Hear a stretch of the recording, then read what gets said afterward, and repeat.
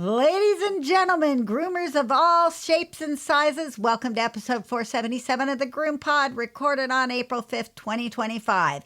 In this exciting episode, we are going to answer some Facebook questions. And of course, I am joined by my good buddy, Barbara Bird. Hi, Barbara. How are you today? Hey, I'm doing fine. We're having a little rain and you're not. No, So that's sort of a turnaround, huh? it is. We're With, enjoying a week of sunshine. I don't know. I might dry up and flake away in that much sun. Plus, well, I'm really glad to have rain because we have such a bad pollen situation here.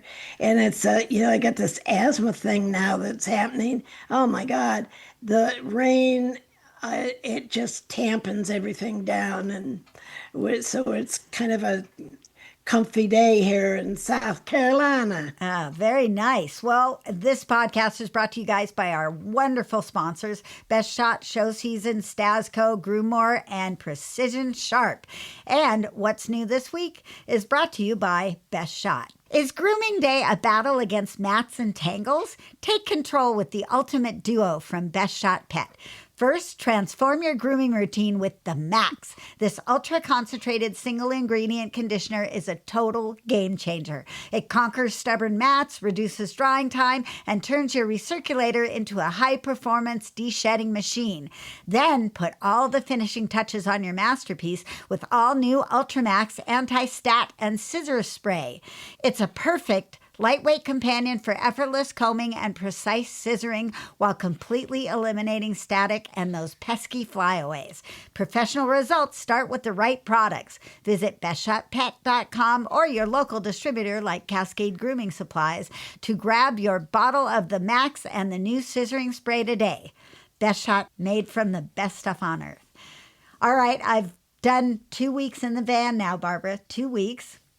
And it's such a learning curve. You know, it seems like the same animal, but it's not quite the same animal. Right? So I have discovered that it is not nearly as daunting to run off of shore power as I thought it was going to be. But I do have a conundrum. I have a problem. I have a situation that I cannot exactly figure out how to solve. So I'm going to call on our vast listener knowledge of people who are working in wagon tails grooming vans and use shore power from time to time. Where do you put the cord? How do you store the cord? How do you wrap the cord? Oh my goodness. 100 foot of 12 gauge extension cord is annoying to deal with. I've always had a hose reel on the outside of the trailer, and I don't really particularly feel like drilling holes in the side of the van. I don't think that would be a good idea. So I'm not gonna. So I have to figure out how to deal with 100 feet of shore power cord. So I looked up all kinds of neat little options, like there's a daisy chain option where you kind of link it all together, but it makes a fair amount of bundle of cord, although they say it doesn't get tangly. So that looks like a possibility. Another possibility is putting it in a bucket with holes drilled on either side, and you have one cord coming out to go to your van and the other cord that you can pull out long and then coil back in the top of the bucket to keep it from getting tangled. But I really don't have a spot to put the bucket. I've just got a little teeny area that isn't even big enough for a hose reel at all. There's no hose reel. So yesterday I did a house where I had to unwrap almost all of my cord. And I have taken 2 strips of double-sided Velcro tape, and I've made 3 Velcro ties that I can kind of wrap around the whole collection of stuff. So I unwrapped the Velcro ties and I fed out almost all the cord. I had a little bit still coiled up on the ground. And I worked that way. And it turns out not any more complicated than working that way in the trailer was. So I feel good about that because most of my houses are shore power. I have 20 amps in them, and why not save the gas, right? So then it came time to collecting the cord back up, and that's a lot of cord. So I told the guy whose house I was at, just unplug it, close the garage, and go in, because this is going to take me a while. And then I pretended I was on the boat, because to go through the locks here in Washington State, you have to have a 100-foot lock line. So I coiled it up as if I was going to coil up a 100-foot boating line. And then I wrapped it back up and it actually worked okay. I mean, I can suffer through this. Then I asked my friend Dana Chavez Ray, who is entirely shore power in her Tails a Wagon van. And she's like, I haven't figured it out. I just set it in the seat next to me. So that's where she carries her cord. So I'm calling out to the masses. Everyone help. I need to know what you do with your gigantic shore power cord. I am not using the 20 amp cord that came with the van because that thing is a monstrosity and I don't have any need to run that much power through it. So the little contractor cord works fine for me, but I just need to know how to deal with it. The other thing that happened this week, which was really kind of funny. Okay, well, it was funny for me. I have no gray water tank in my grooming trailer, so I've never had a gray water tank to deal with. Everybody just expects my doggy wash water to just go down the side of the road. So I figured that I would probably kind of continue along that way. I'm mostly rural. That I would leave the gray tank open so it would just drain away and I wouldn't have to deal with smelling it because I've been smelling it.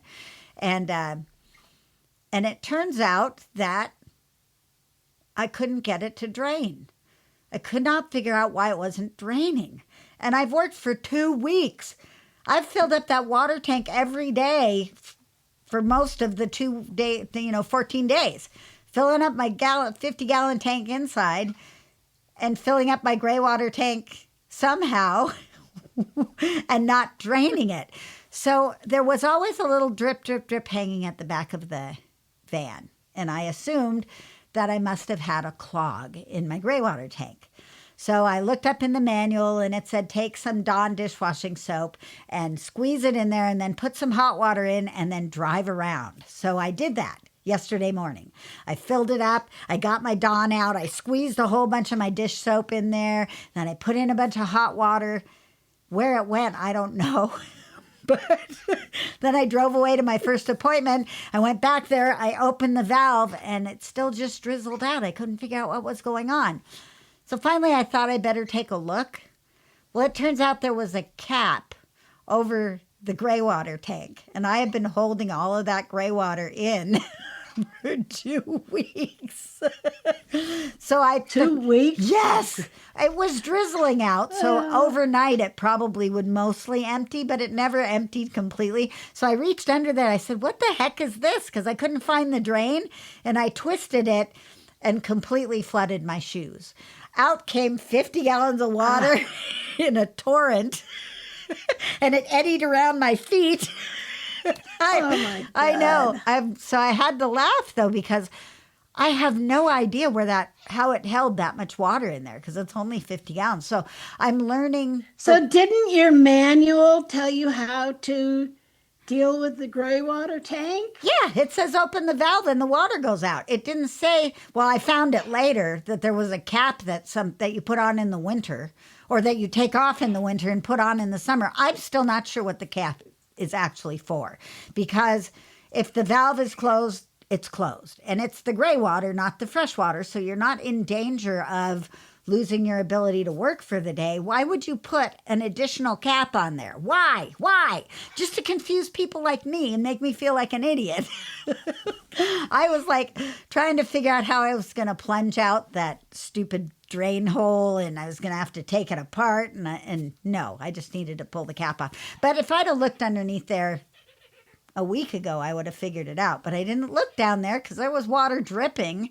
So I didn't assume that it was completely shut off, but it was. So anyway, that cap is not going back on. It's safely stored inside the van in one of my many little containers of stuff that I have. I'm labeling violently. I'm radically labeling all of my things. Put a label on. Yes, I've got my label maker. Punk, punk. I'm sticking labels on everything. I'm like, I can't read that one. Make new labels. So yeah, it's much easier to work when you start to get organized and you know where your stuff is and somebody else's stuff isn't in there. Although I do still have one of the cupboards over the cab that's full of Sharon's stuff that I'm going to pull out probably today. But I love it. It's great. It's working well. And now that I can plug in, I don't have to watch my gas tank nearly as much because that was really stressing me out since I don't have a gas station that's reasonably priced. All the gas stations that I'm near to are $5.75 a gallon.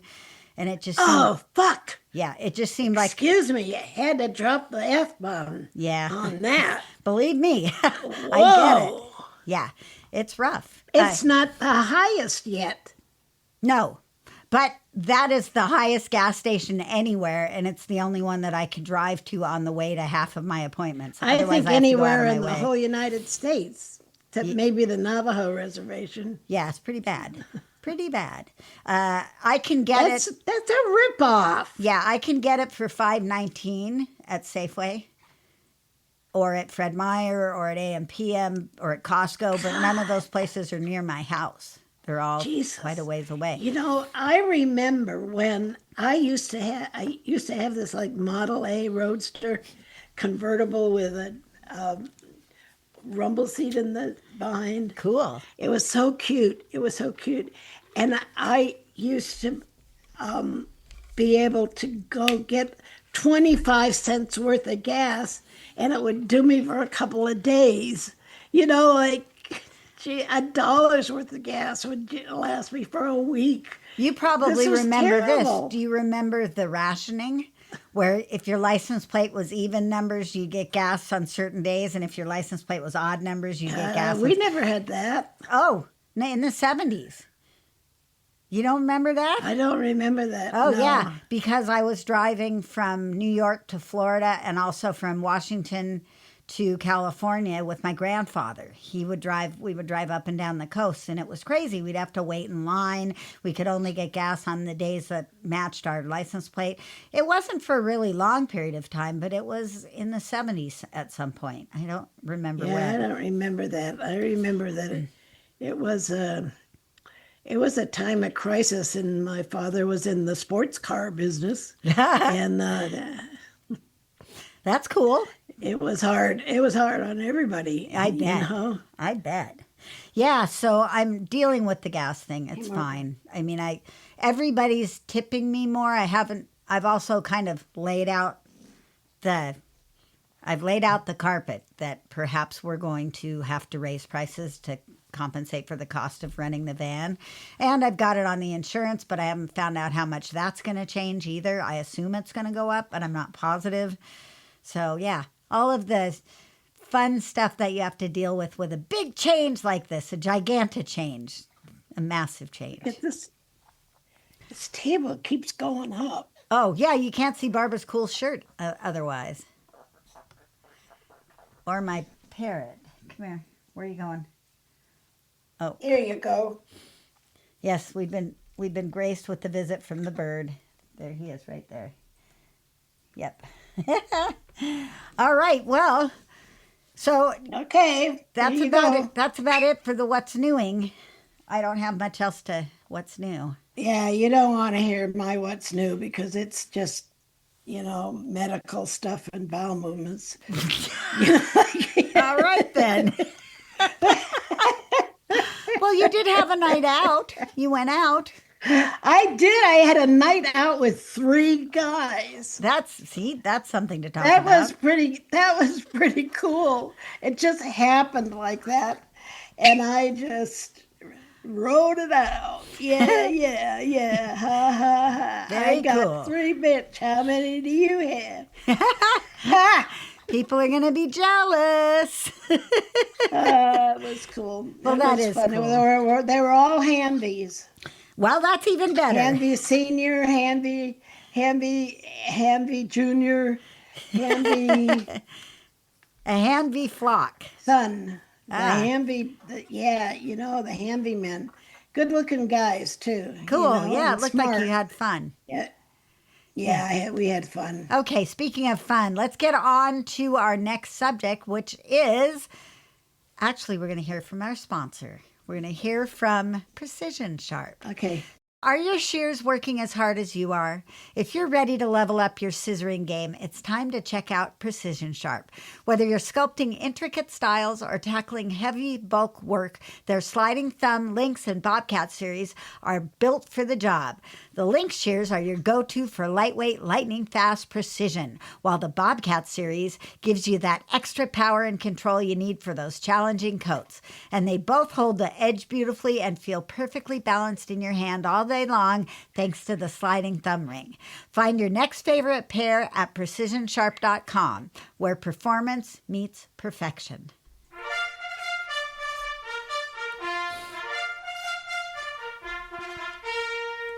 Ready, groomers? Here comes our first appointment. So, what's our first topic? We're doing questions off of Facebook and also off of a private message that I got from a lovely listener who's been listening since the beginning, whose name is Katie.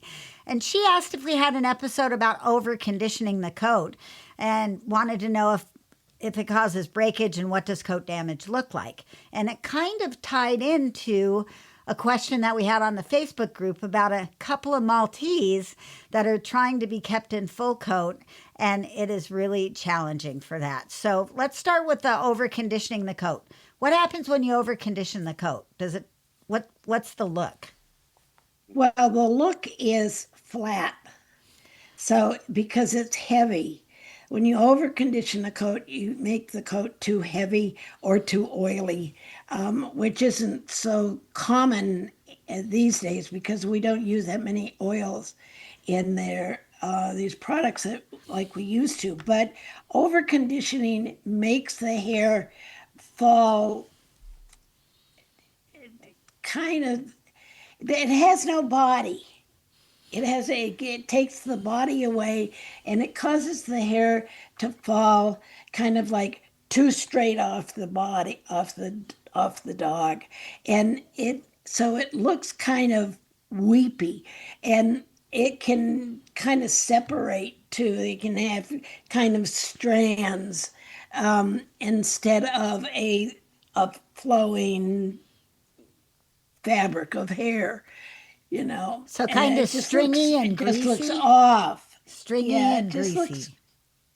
Yeah, and it just can be a little off-putting, and it usually that can happen either from you applying too much heavy conditioners, and that would be conditioners with oils in them. They're going to be what weighs the thing down. The quats and the PG whatevers, they're lightweight. Silicone's lightweight, but it's the oils so if it's one of those shampoos that's offering a lot of argan oil and this oil and that oil, then that could easily be over applied, not rinsed off, and leaving a kind of an over conditioned look.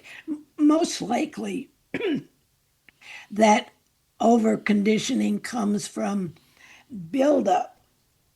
So if you're doing a dog, like super often, like weekly or every 3 days or something, and getting ready for a show or something, you could have the products not wear off before you put more on. So you just kind of layering product upon product. And then you get to the point where you're suddenly your result fails and you wonder, like, what happened? Well, it could be over conditioning. So that solution to over conditioning is probably a clarifying bath, a bath with a good degreaser Right. You want of to thing. do it. Yeah. You want to do a clarifying shampoo or, a stronger, a sulfate for sure, a sulfate shampoo for sure. And Does over conditioning cause breakage and coat damage? no, that shouldn't happen Because it's got a protective layer of oil stuck on it. because it's like it's got an extra layer of protection on it. So it's that's not gonna it's the under conditioning, not putting on enough. Now that might allow for more breakage, more problems to occur, more damage to occur. Yeah, and So the solution is you bathe the dog again in something that's going to remove some of that buildup, but it doesn't necessarily mean that you don't then condition afterwards, but maybe choose a lighter conditioner. yeah, well, you can use your regular conditioner, but you're going to use it with a dilution use it with a little more dilution. Like you don't necessarily have to go to a cream rinse or different product, unless you just like think that conditioner is shit. Right. Excuse me, but that's the bottom line there. That stuff ain't working. Um, I love conditioners. Darn. I love shampoos, but I'm learning to really appreciate the different conditioners that are out there.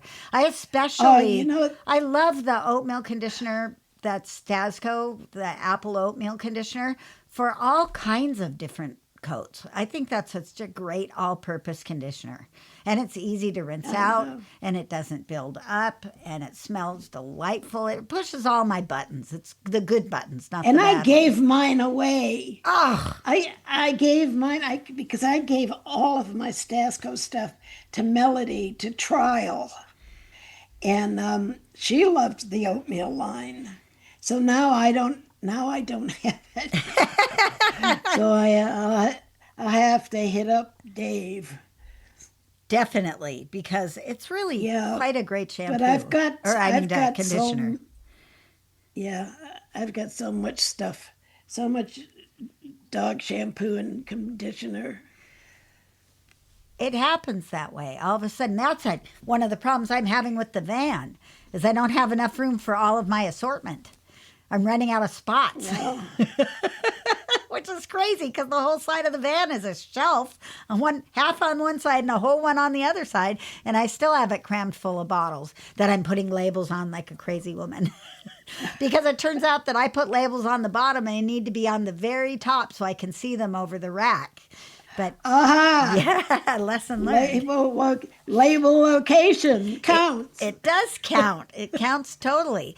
So the Maltese dogs, that's a lady who's having to keep the dogs in full coat, and they've never looked shiny and not damaged since as long as she's been doing the dogs. And that's a frustrating one, and she wants to use a hair straightener on that. And I know they do that in the show ring, and I've certainly done it for No, creative dogs, no, but my hairdresser doesn't want me to use a straightener on my own hair. no.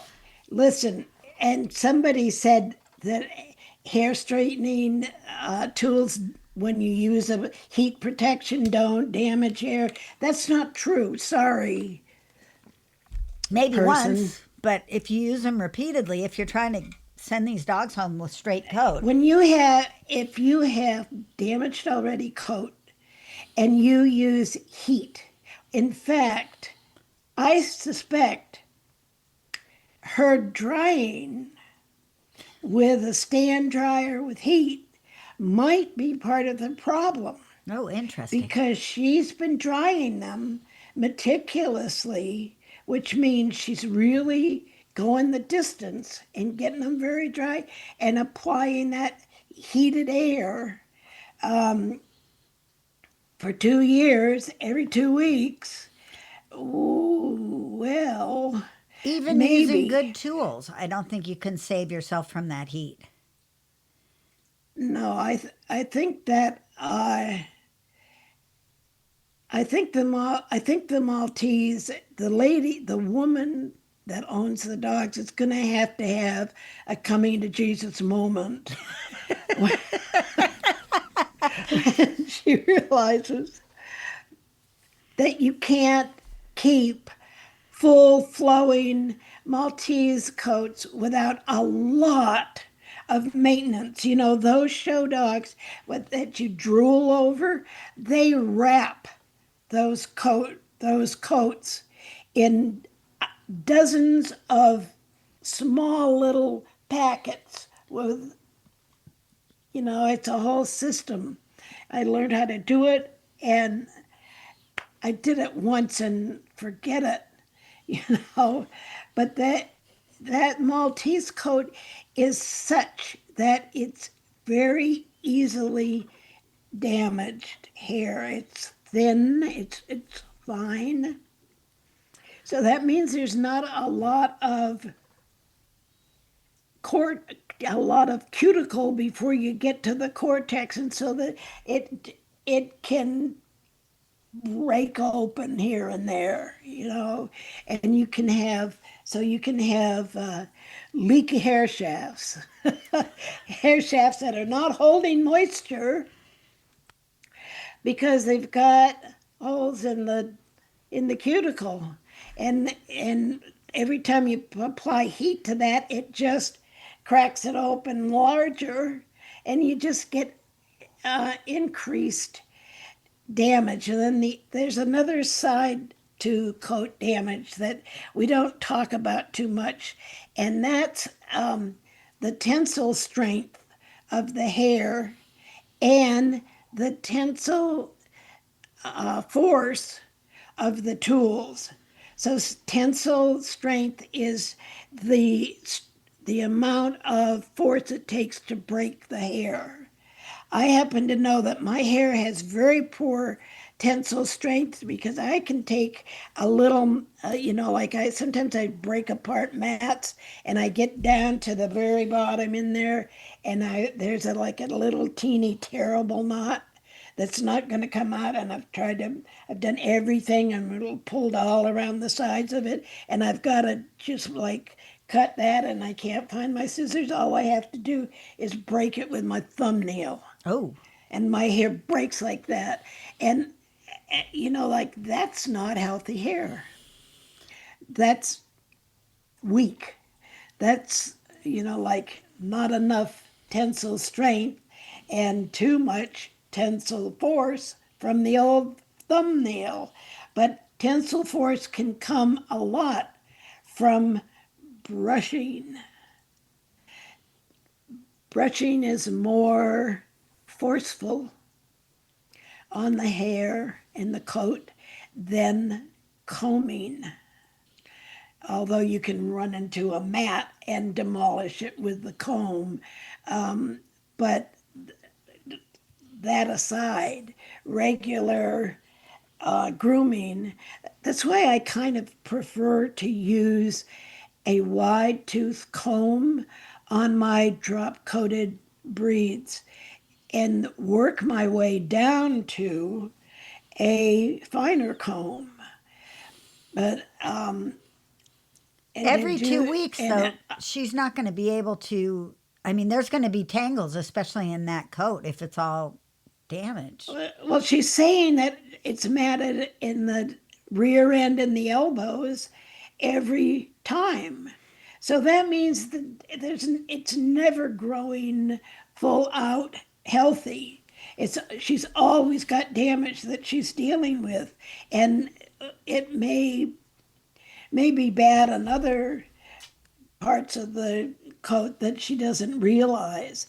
Speaking of examining the hair and the skin, I just love my Germac neck dryer for examining the skin of the dogs. Gerpet. Yeah.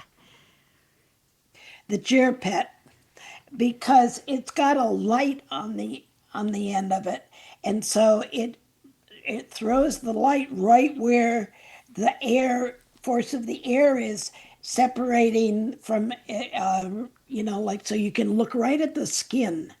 It's like, oh man, it's so cool.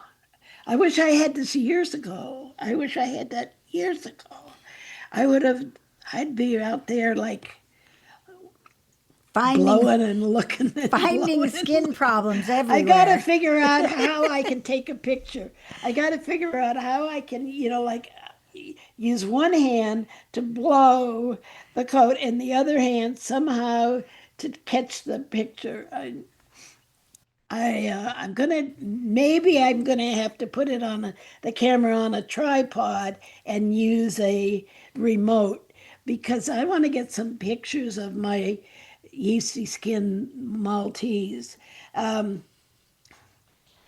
so So her brushing, yeah. so brushing has so like some dogs have weaker skin or weaker hair. We're just going to call it that, like it has less tensile strength.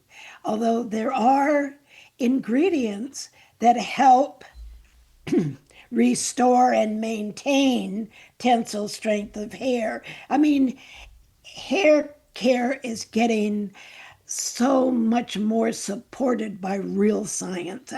It's an exciting time to be interested in hair care and skin care because they're learning so much more by their investigative techniques and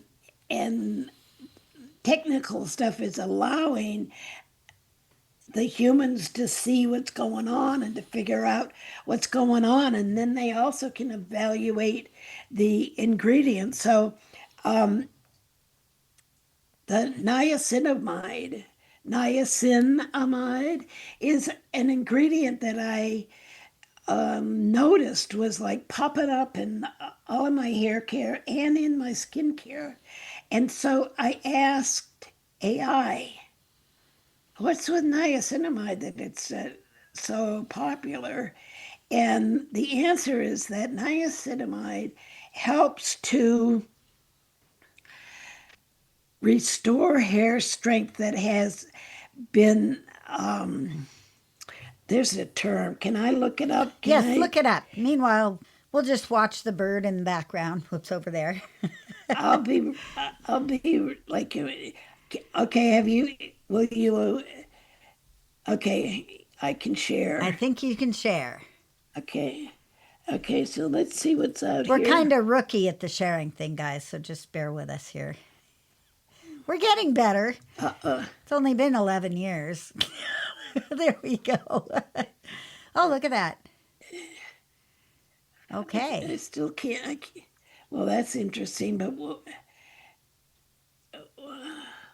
maybe I'm screen sharing, but I can't see it. And what good does that do me? Well, click on the, okay.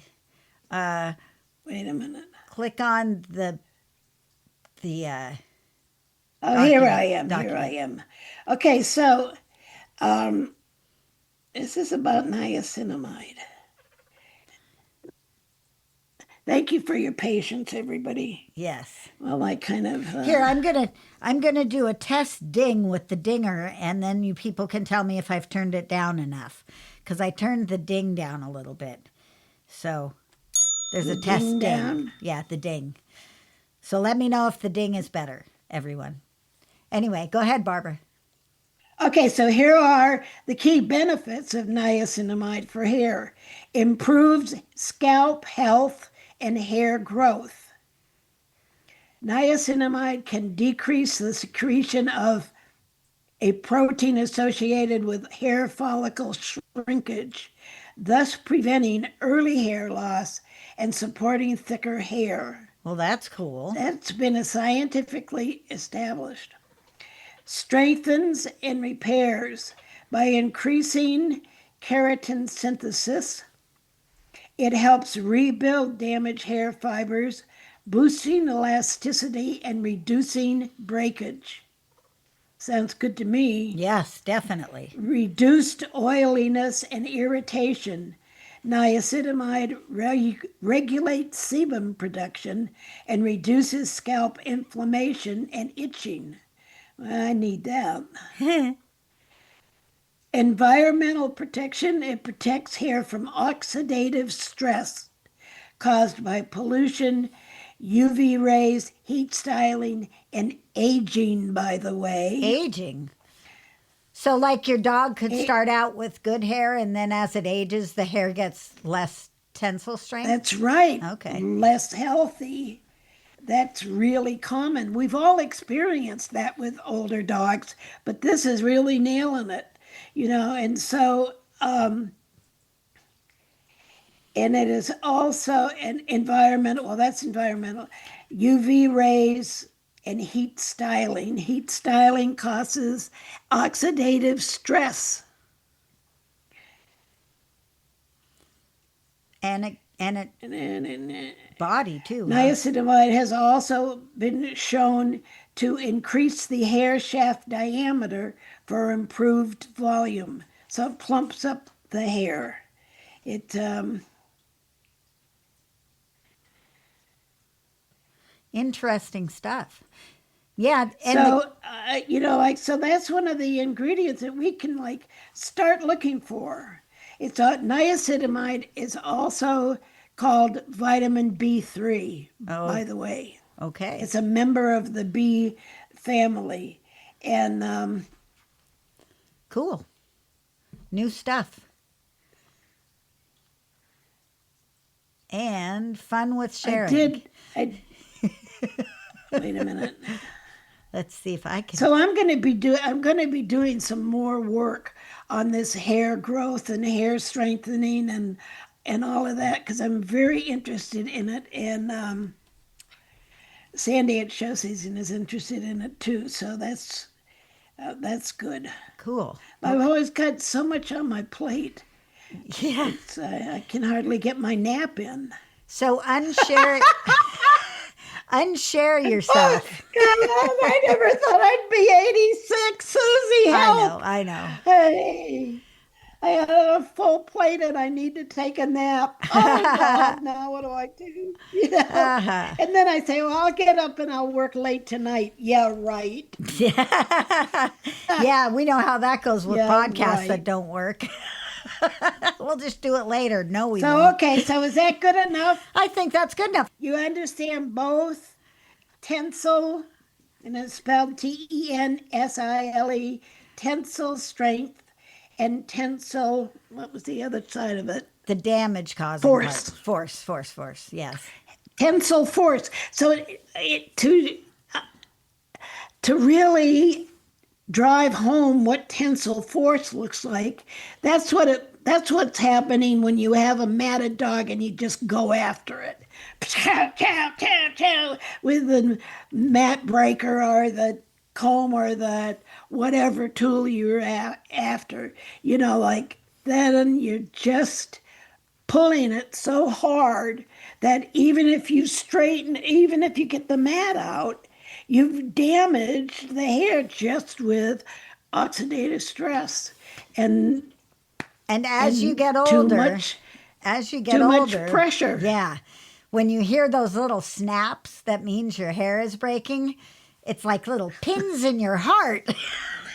I know. I had a new hairdresser, and she went for the fine tooth plastic comb on my hair, and it was just ting ting ting. Yikes. I said, this is not good. Nope. Time to change. I just didn't want to be throwing a fit the first time in her chair, but I never went back. There you go. Okay. Holy cow. Let's take a break, and then we're going to get to one more question. But before we do, you love grooming, but the business side, not so much. Between the constant phone calls, the no-shows, and the messy calendars, it's hard to focus on the pets. Meet GroomMore, the all-in-one software built specifically for salon, mobile, and house call groomers. Let clients book online 24/7, send automatic text reminders, and manage your payments all in one place. Spend less time on paperwork and more time doing what you love. Start your free trial by putting GroomPod22 in the coupon code at groommore.com. Ladies and gentlemen, please allow me to point you to one of the best whitener shampoos in our marketplace. We're talking about Show Season Bright Shampoo. It features a deep cleaning system and a punchy whitening system that goes beyond the usual blue colorant with an actual Spit it out, optical bird. brightener and a dash of dimethicone. This makes all colors look radiant and glowing, and white coats look like new snow. Get your bright on today. Show season, where every day is a show day. It's time for B-Bird's Classroom. So we're going to answer a question that was about the Chris Christensen dilution rates, if I can actually find the question fast enough. Here we go. Well, it was just like, what's up with the Chris Christensen dilution rates that most of the shampoos call Right. for direct, full strength, put it on the dog's hair. Well, that's because they want to dilute it. Do you hear me? That's because some of their products are rather expensive to make. And the way that they make a profit is to do the dilution at the factory rather than having you dilute it. And so there, like I did find out in using Chris Christensen that most of their products worked fine through a recirculating system. That I didn't have to use a whole lot more or anything, and I could just use an ounce to an ounce and a half at the most of their shampoos through the recirculator, and it would just work a charm. But the reason that they Smartwash. created the what's the other the Smartwash 50. We work Thank together. you. We're a Thank you, team. your brain. Susie's brain fills in for mine often. So, yeah, Smartwash 50 is dilutable 50 times, I 50 agree, but that's just parts my water to opinion. 1 part shampoo, and I think it's crap. Do So there tell. you go. You know what I have against the Smartwash 50 is that it's using like car wash shampoo. It's the floor cleaning stuff. And I mean that industrial stuff that you wouldn't use for cosmetic applications because it's harsh. But if you dilute it 50%, it's going to still foam and it's not so harsh. So, Boy, that's trusting a lot for our groomers to cut that stuff down and make it not harsh. And I think that oftentimes people don't measure. You know what? Get yourself a measuring cup or a shot glass or something that you can easily tell how much shampoo you're or a putting pump in, in the and gallons, because or a that pump in the gallon. one full pump is an ounce. And you can kind of count on that. Yeah, you really do need to measure. That's the professional thing to do. I know we like our bartending, but I like it more like Julia Child. Julia Childs. You know how much butter you can put in there. Well, you can put that much in, but you know that it's 4 tablespoons because you've been measuring 4 tablespoons for your life. So like that's why somebody like Julia Childs doesn't have to measure her ingredients because she already knows what a teaspoon's going to look like. It's a pinch or two. So It anyway, also helps you control your bottom line if you it measure your definitely stuff, helps. because No, oftentimes I our think I visual is think we're I think that especially when you have unsupervised bathers and they're yeah. put under pressure to, bathe in dry dog in 15 minutes. I mean, this used to be me. And, like, we used to like cheat all over the place. Just pour some of this in, do that, and blow dry it, and geez, yeah. So that's it. That it's just a waste of money. When you're pouring Yes, it extra is. shampoo and conditioner down the drain, you're just wasting money. So there's no, your goal should be to find the least amount of every product that you need to use under the circumstances that you use it. What's the least amount? Use that amount. Measure it. It's interesting to get a new situation where I don't know how fast my water comes out of the pump. I can't seem to figure out how much water my bathing beauty needs in that bathtub. And I'm so used to having to park at an angle that I was really enjoying not parking at an angle, but I think I'm using more water than I need to get it to the level where the bathing beauty is sucking it out. So, little learning curve there as well. But I'm, it invigorates me with new excitement and passion for grooming. So, what the I heck? am It's so worth it. happy that you're happy. I was so afraid you were not going to be happy.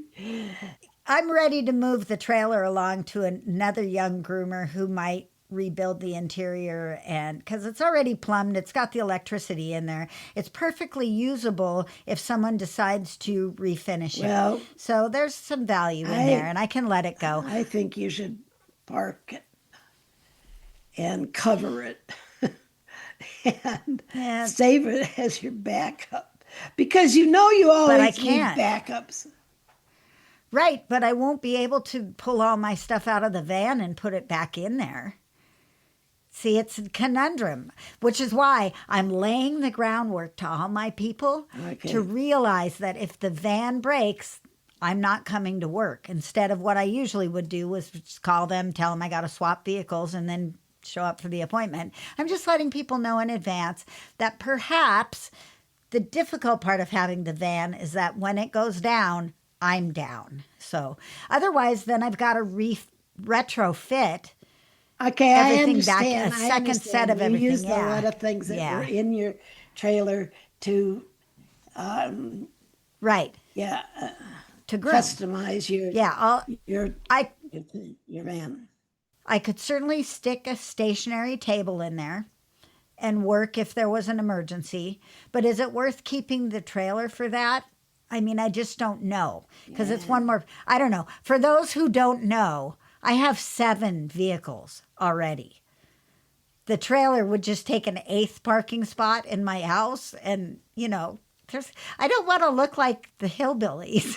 Well, I think that's great of you because you've held on to all those other vehicles that you're willing to let go of the It trailer. is tough. I'm surprised, actually. I'm actually surprised because I know you keep a spare dryer, you keep a spare handy vac system, you keep spare I everything, do. and here you are gonna get rid of the trailer. Well, bless you, and I always say that if you have a breakdown in the van, it's because you need a day. God's given you a day off. So That's the way I've always thought of the snow situation. When it snows, I can't pull a trailer in the snow. I'm not going to drive this van in the snow because it's gigantic. no, So if it snows, it's the world saying, "Hey, take a day off," right? So I'm just. take a day I off think you're right. I think I for just a need to week. adjust my attitude and embrace the not working part. Nobody's going to turn my cable off. Nobody's going to turn my heat off.